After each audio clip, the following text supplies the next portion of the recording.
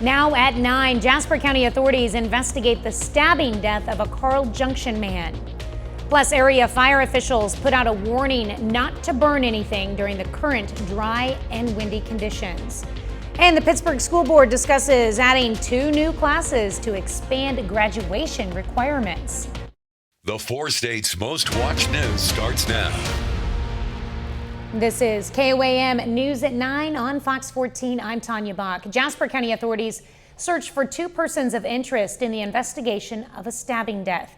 The incident happened Saturday evening near 7th Street and State Line Road. When authorities arrived, they found a man, 36-year-old Seth Langford of Carl Junction, with severe injuries from an apparent stabbing.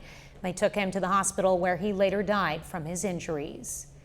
Detectives are now searching for 2 persons of interest in this case, 36-year-old Paul Phillips of Seneca and 30-year-old Scott Burleson of Wyandotte, Oklahoma. If you know of their whereabouts, you're asked to contact the Jasper County Sheriff's Office. On Friday, the Barton County Sheriff's Office received a call regarding the discovery of an adult male body dumped at the Prairie View Regional Waste Landfill in Lamar, Missouri.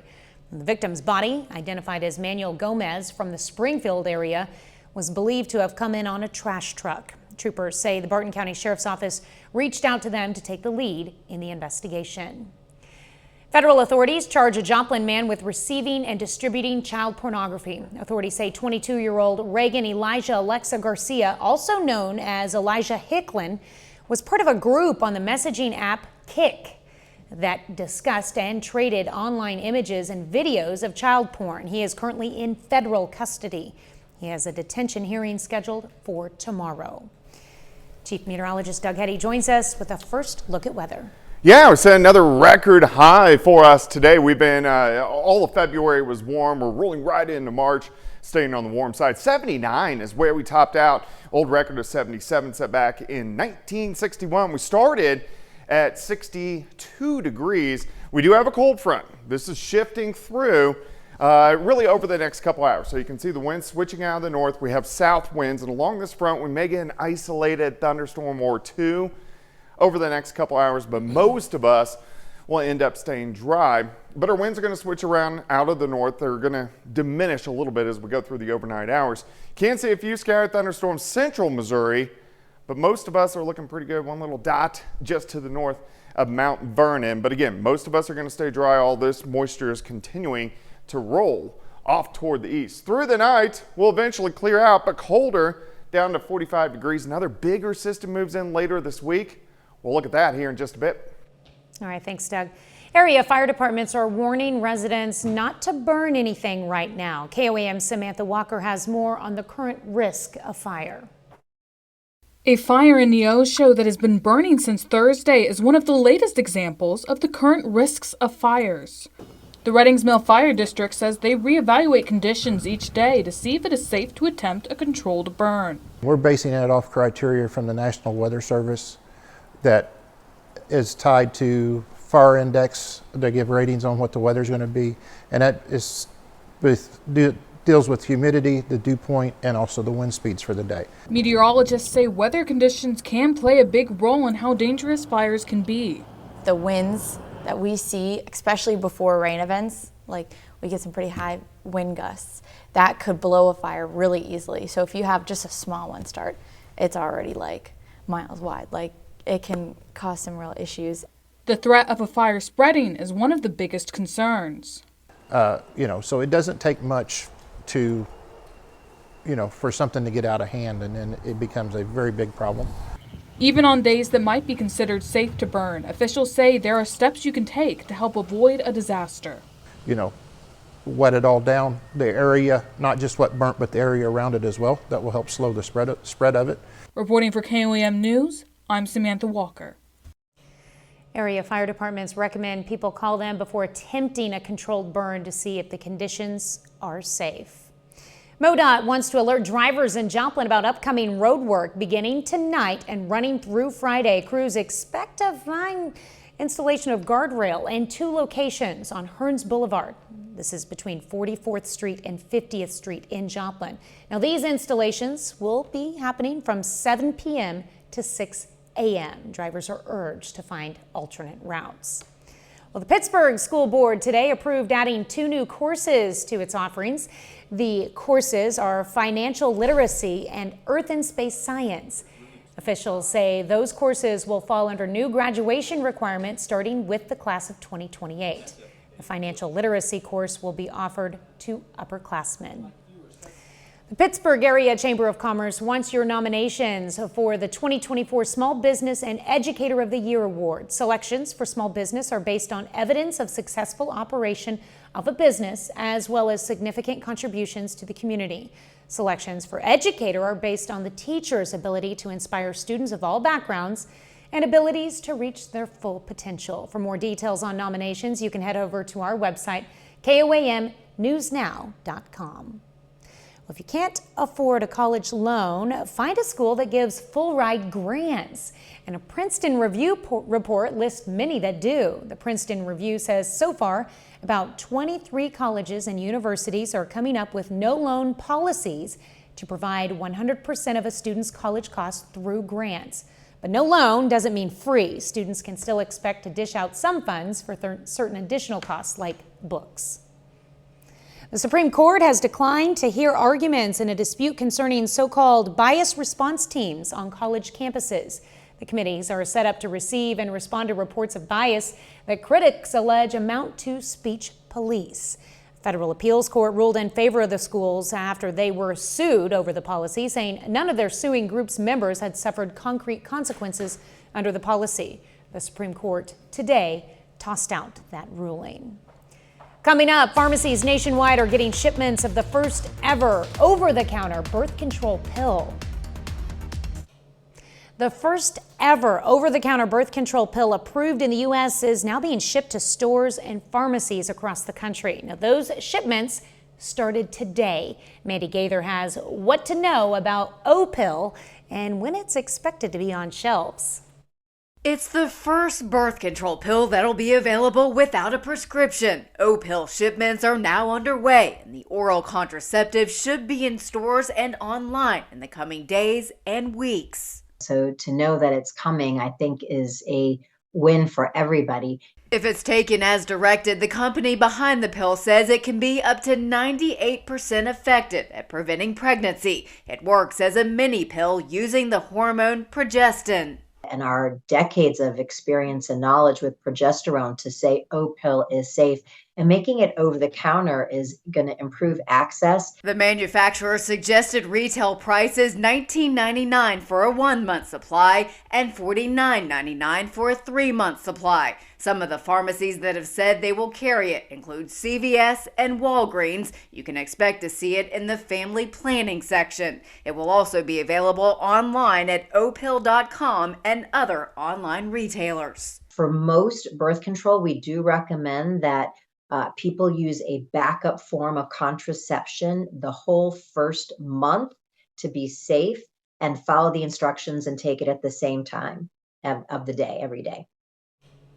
The manufacturer says the company will have a cost assistance program available for qualified low-income and uninsured people. She says it should be available in the coming weeks. CVS and Walgreens, the 2 biggest pharmacy chains in the U.S., will start selling the abortion pill mifepristone in certain stores in several states. Now, following a rule change at the FDA, the medication will be available in states where abortion is legal. CBS News medical contributor Dr. Celine Gounder discussed this development on CBS Mornings. Still need a prescription. So this is not over the counter, to be very clear. You still need a prescription. But in the past, access has been either through specialty clinics, which stock the medication, or through telemedicine and mail order pharmacy. And so it really does open up avenues for women to access. The cash price for mifepristone is expected to be about $79, although some women will be able to use health insurance to purchase the drug. Well, Doug is next with a complete look at your forecast, and later the Girard girls basketball team is headed to state. We'll hear how they're preparing.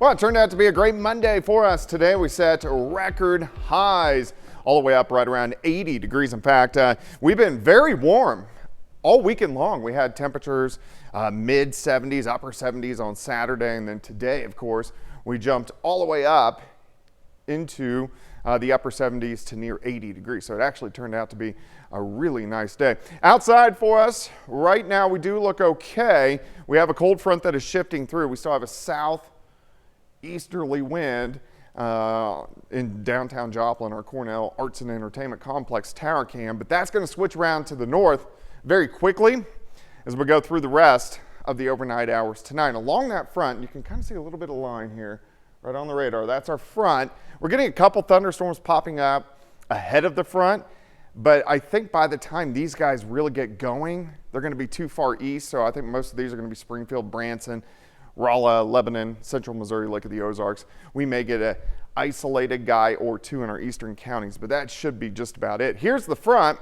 See the wind shift line south of Nevada, right down the Kansas, Missouri state line into northeastern parts of Oklahoma. But it looks okay. 7th and range line currently outside, sitting at 66. We are going to get those northerly winds, a little breezy for us tonight. Those will calm down by the time we head into the morning hours for us tomorrow. So wave 1 is going to rotate east. Our next wave is building out across the Pacific Northwest. That system will start to affect us by the time we head into, let's say, late Wednesday, Thursday, and into Friday. All right, let's go through tonight. Northerly winds a little bit cooler. We drop back mid to upper 40s for overnight lows. On your Tuesday, partly sunny skies. It is going to be a cooler day. We're going to go into the upper 50s by noon. I think most of us 62, 63 degrees for an afternoon high.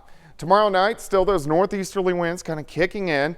We drop back once again, lower 40s. As we go into Wednesday, we are going to have more clouds, but we start to warm back up a little bit more as we go into the upper 60s to near 70 degrees. But Wednesday night into Thursday morning, scattered thunderstorms will start to press in. This is the beginnings of that next wave, which is going to really start affecting us on Thursday. All right, your Tuesday day planner, 46 in the morning, 57 noon. High temp, 63 degrees. We'll have bands of showers and thunderstorms. Thursday, some of those storms could be strong, so we'll have to watch that. So thunderstorms Thursday evening. And then on Friday, we get into the colder side where it's just more showers and thunderstorms across the region. All right, let's go 63 tomorrow, 69 on Wednesday, 68 Thursday. Thunderstorms increasing Thursday and Friday. We do dry out, but we cool down as we head right on into the weekend. All right. So not too bad. I'm liking these temperatures. You know, temperatures have been it's great. too soon for it to get up there close to 80. I don't want to run my AC. Not yet, too soon. I get it. All right, thanks, Doug. Well, demolition crews in Liberal, Missouri raised a familiar landmark today, a grain elevator that's been part of the community since 1950. KOAM photojournalist Ty Parks watched the landmark come down.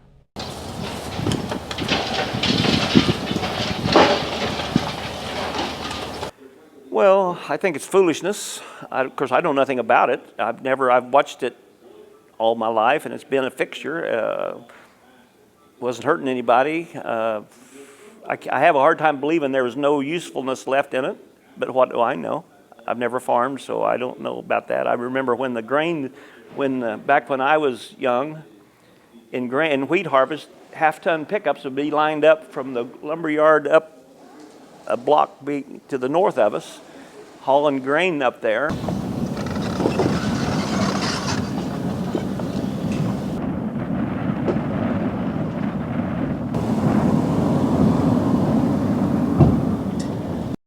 Oh, it's sad.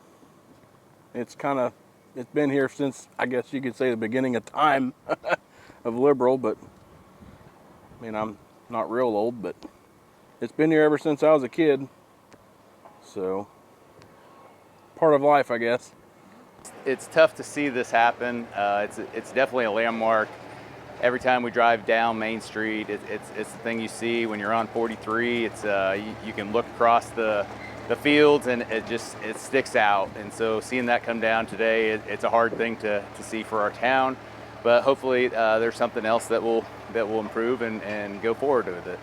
I hate to see it tore down. I think it's still in good shape.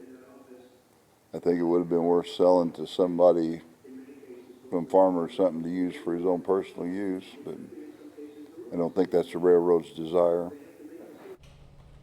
Officials with the Producers Cooperative Association say the building was demolished on the orders of BNSF Railroad. Coming up, why drivers are struggling to find an affordable loan for a new car. If you manage to find a new car, good luck getting a loan. Drivers are fastening their seatbelts for a new issue they have to deal with to get on the road.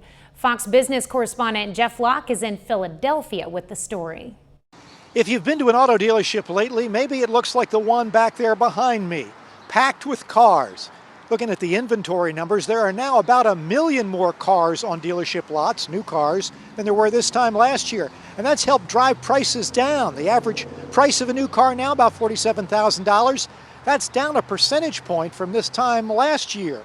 So perfect time to buy a car, right? No. Why? Interest rates. Take a look at the numbers on interest rates. In December of 2021, 5-year rate on an auto loan hit its lowest point, below 4%. A year later, it was almost double that. And now in Q4 of 2023, the last quarter for which we have numbers, a new car, in terms of an interest rate, if you have perfect credit, could be 5 or 6%, but most people don't. And if you don't, it could be as high as 15%, 14 or 15%. The folks at Bankrate.com telling Fox Business Network that half of the people that now apply for an auto loan get turned down initially. What it means for borrowers and potential car buyers really comes back to it's harder for them to find something within their budget. And a lot of them are resigned to high inflation and high rates. Another piece of bad news, auto loan delinquencies have been ticking up in Q4 of 2023 at 2.66%. That's about 0.5% higher than the average. Wish we had better news from the auto dealer lots. Back to you. I'd say that's depressing. Today, JetBlue Airways pulled out of its deal to purchase Spirit Airlines. The decision comes in the wake of a federal court ruling blocking the deal from taking place on antitrust grounds. The Justice Department had argued airfares could go up if Spirit was no longer an independent airline. As part of its decision to end the deal, JetBlue agreed to pay Spirit $69 million. Well, JetBlue Airways says it will waive change and cancellation fees for all flights to and from Haiti's capital. The U.S. Embassy in Haiti is urging Americans to leave the country while it grapples with escalating gang-related violence. JetBlue's announcement comes after nearby gunfire disrupted flights at the international airport in Port-au-Prince last week. United Airlines is temporarily suspending flights between Miami and Haiti. Well, how about some appetizers before your pancakes? Up next, when we might see some Applebee's and IHOPs under one roof. 2 restaurants could be joining under one roof. Dine Brands Global is considering launching dual-branded Applebee's and IHOP restaurants in the U.S. This comes after the company launched prototypes of the combined restaurants in 8 different international markets, including Mexico. Now, the company plans to launch the concept in the U.S. within the next 2 years. Not a bad idea. 30 more minutes of news, weather, and sports is coming your way. Election officials in Oklahoma prepare for tomorrow's presidential primary as part of Super Tuesday. Plus, President Biden prepares to deliver his State of the Union address later this week. You're watching the 4 states' most watched news. This is KOAM News at 9 on Fox 14. I'm Tanya Bach. Tomorrow is Super Tuesday, and that includes the Oklahoma primary elections. Now, this election year in Oklahoma, independent voters can only vote via the Democratic Party ballot. The Republican and Libertarian parties chose to keep their primaries closed, meaning independent registered voters cannot use a Republican or a Libertarian ballot. If you are an registered independent voter, then you are able to vote the Democrat ballot. The Democrat Party was the only party that allowed independents to vote their primary this time. Those voting in the Oklahoma primaries can do so at their 13 polling sites between 7 a.m. and 7 p.m. Well, it's not just Oklahomans headed to the polls tomorrow. Voters in 14 other states will cast their ballots on Super Tuesday, with more than a third of the total delegates up for grabs. That means former President Donald Trump can lock up the GOP presidential nomination with a big night. It's a pivotal week for President Biden. He's behind both Donald Trump and Nikki Haley in recent polls, but Thursday he'll have a major opportunity to connect with voters in his State of the Union address. As Fox News correspondent Rebecca Castor reports, he plans to highlight his accomplishments and map out a second term. With President Biden's lackluster poll numbers and an approval rating of 42%, Thursday's State of the Union could easily be the most important speech of his re-election campaign. No president has ever won re-election in the modern era since polling began with an approval rating under 50%. But the State of the Union could offer an opportunity to chart a new course. According to the White House, the president will highlight his economic agenda, protecting women's reproductive rights and uniting the country. I can tell you that the president is ready.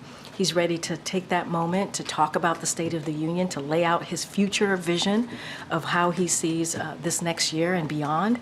It's a prime opportunity to pitch himself to uncertain voters, especially as the latest Fox News poll finds the majority of Americans say his administration has mostly failed at handling national priorities, such as border security. The people that came out in overwhelming numbers to elect Biden last time around won't come out. He is so out of touch with what's going on in the United States. The high-stakes address comes shortly after Biden's mental fitness was called into question in an unflattering DOJ report, and as he faces criticism within his own party for not doing enough to prevent civilian deaths in Gaza. He'll have the opportunity to make the case about his age to the American people, but I have confidence in that part of it. I believe what he needs to do is to stop the killing, the suffering. Yeah. Just as he did last year, Biden is prepping for his big speech at Camp David and has only one public event scheduled ahead of Thursday. In Washington, Rebecca Castor, Fox News. A bit later, looking for relief. As the largest wildfire in Texas history continues to burn, firefighters hope to get some help from Mother Nature. I'm Casey Stiegel. The latest from Texas is coming up.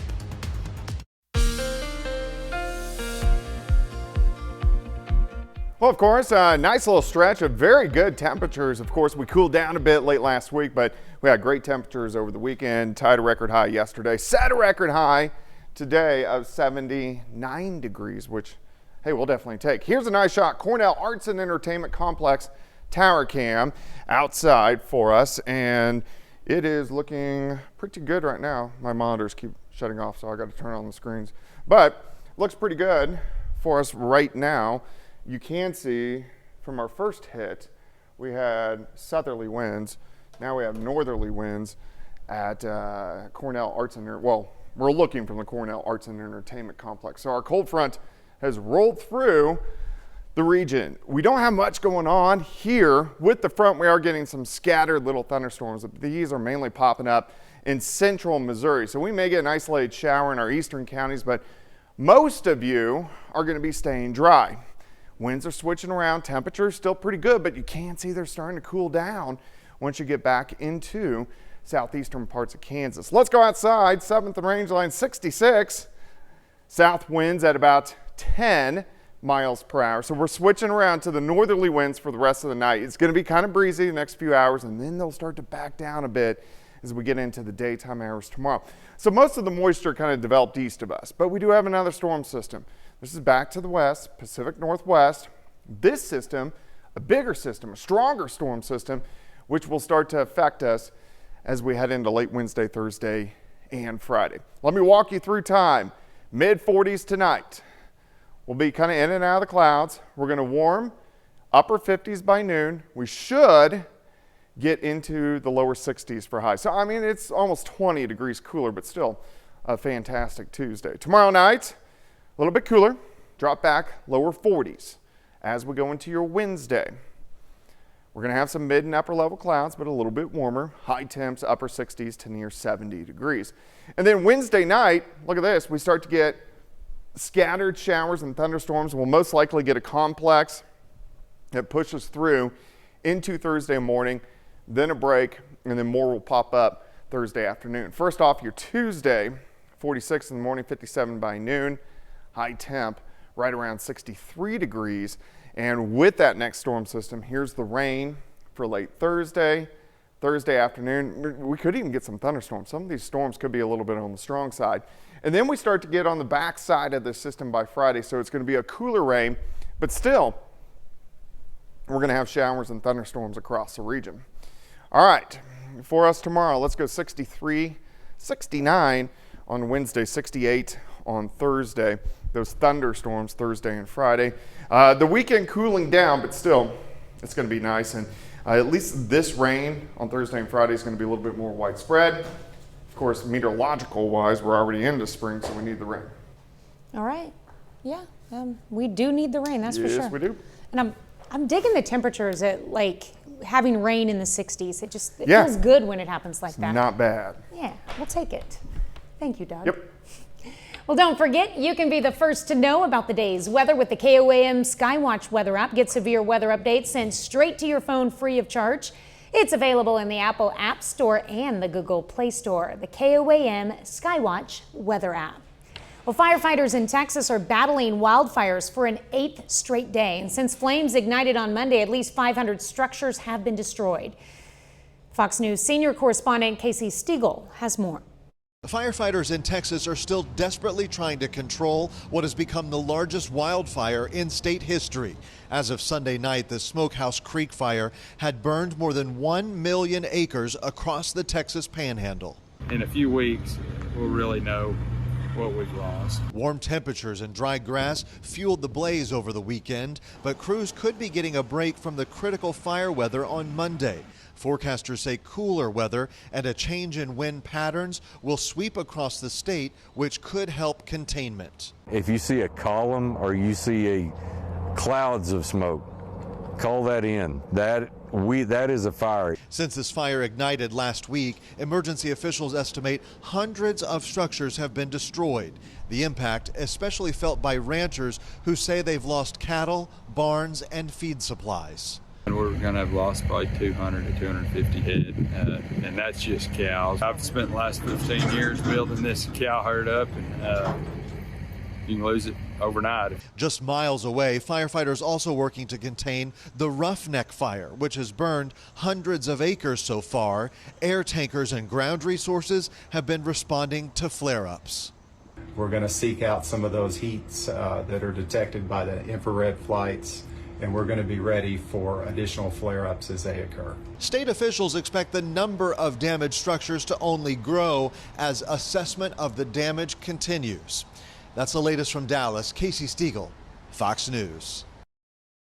Well, people living close to massive wildfires do not just have their physical health to worry about. Their mental health is also at risk. A new study published last week in the journal JAMA Network Open looked at more than 7 million Californians who live close to 25 large wildfires between 2011 and 2018. Researchers found a statistically significant increase in orders for antidepressants, mood stabilizing medicines, and medicines to reduce anxiety. Coming up in sports, Aurora girls basketball tries to advance to the state quarterfinals. Plus, a Webb City High School senior is named Central Ozark Conference Player of the Year. John Dales has those stories and more up next.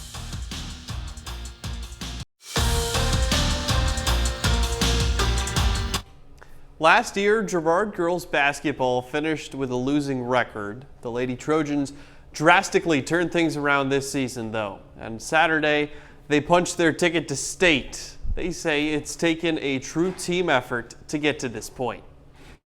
This year we've had 6 different leading scorers at different times over the course of the year.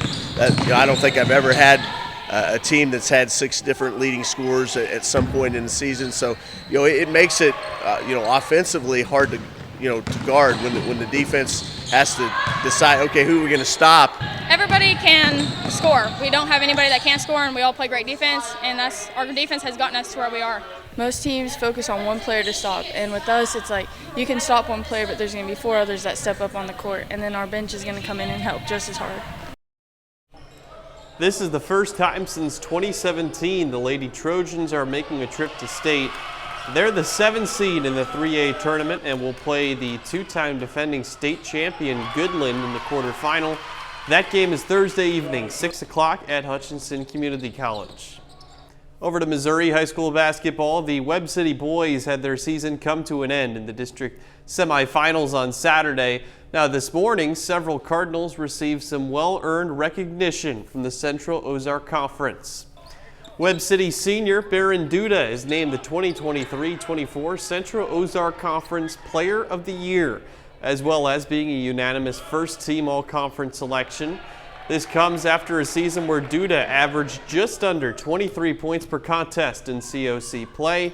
The Cardinal forward scored at least 10 points in every COC games this year. His scoring high came on February 13th in a win against Joplin.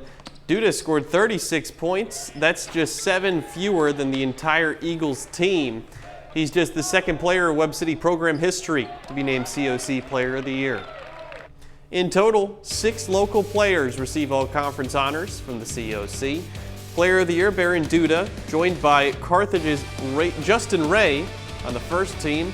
Both of them unanimous selections. Cardinal Jr. Holton Keith is on the second team, then Carl Junction sophomore Brody Pant, Joplin Jr. Trenton Gage, and Webb City Jr. Eli Pace. All of them are named third team All COC. Well, we've got more playoff basketball tonight in Southwest Missouri. Aurora Girls Hoops host a sectional this evening. The Lady Hounds, they got here by way of a blowout in the district championship. Now they host Logan Rogersville in sectionals. And the Lady Hounds playoff run continues. They beat Logan Rogersville 54-40 in sectionals this evening. Now, Aurora is one of the last 8 teams standing in Class 4 and moves on to the state quarterfinals Friday night. Once again, they're back in the dog pound. Their opponent is Owensville. And this Aurora team, very dangerous this late in the year. You have so many good teams left. Put it in perspective, yeah, they're in the playoffs. They just won their last game by 37 points before this one. So yeah, they're a very dangerous team. And there's only 8 left at that level? Wow. Yeah. Impressive. Impressive for everyone that continues to win. That's awesome. It is. All right, thanks, John. Back with more news after this. 4 astronauts are now on their way to the International Space Station. The crew will be the latest arrival at the ISS and will spend the next 6 months there. Fox News correspondent Jonathan Suri has the details on how they will spend their time in space. 4 more humans are in low Earth orbit after an overnight launch that lit up the night sky over Florida's Space Coast. Engines full power and liftoff of NASA Crew 8. Go Falcon, go SpaceX, and go NASA. Perched atop a SpaceX Falcon 9 rocket, a Dragon space capsule named Endeavour carried 3 NASA astronauts and 1 Russian cosmonaut into space. They'll spend the next 6 months aboard the International Space Station conducting experiments, including studies on the effects of long-duration space travel on the human body. One of the astronauts, Michael Barat, is also a medical doctor. Between this last flight and this flight, I actually put out the 2nd edition of a space medicine textbook. And we're actually in the process of doing a 3rd edition of that space medicine textbook. And each time I do that, I try to figure out how right we are. And then I fly. I've done that twice, and I figure out how wrong we are because we keep discovering new things. NASA officials are especially interested in these studies because later this decade they hope to send humans to the lunar South Pole, where they believe large quantities of water may be frozen inside permanently shaded craters. That water could potentially support astronauts on long-duration lunar missions or be split into oxygen and hydrogen to create rocket propellant for crewed missions to Mars. At Kennedy Space Center in Florida, Jonathan Siri, Fox News. Well, coming up, we'll see which returning Fox series are airing their spring premieres this week. This week, there are several returning Fox series making their spring premieres. Here's Fox's Ashley Dvorkin.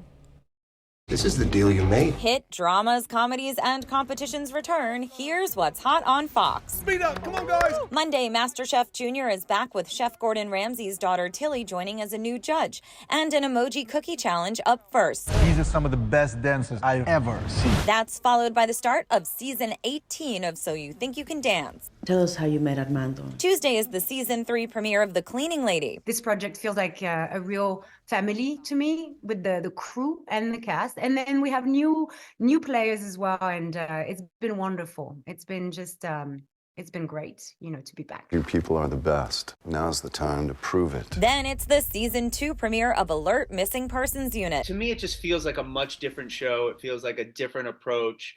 It feels like it's a little bit more fun. I feel like we've sort of gotten rid of the more of the family stuff that was sort of what drove us through the first season. Keep it going for Rita Ora! Wednesday, season 11 of The Masked Singer takes center stage with new judge Rita Ora and the first mystery celebrities performing. What do you ladies want to watch? That night is also the season 2 premiere of Animal Control, with the group called to their first wild cases. Plus, the Griffins move into their time period premiere with an all-new Family Guy. Cook like your life depends on it. Thursday starts with Next Level Chef, and chefs tasked with making international street food with a twist. The platform doesn't stop throughout the challenge. Following that is President Biden's State of the Union address. Then, to round out the week, Fox Sports presents WWE Friday Night SmackDown. In Hollywood, Ashley Dvorkin, Fox News. That's our time for tonight. Thanks for joining us. We're going to leave you with video of a panda at the South Korea Zoo. Have a great night and an even better tomorrow.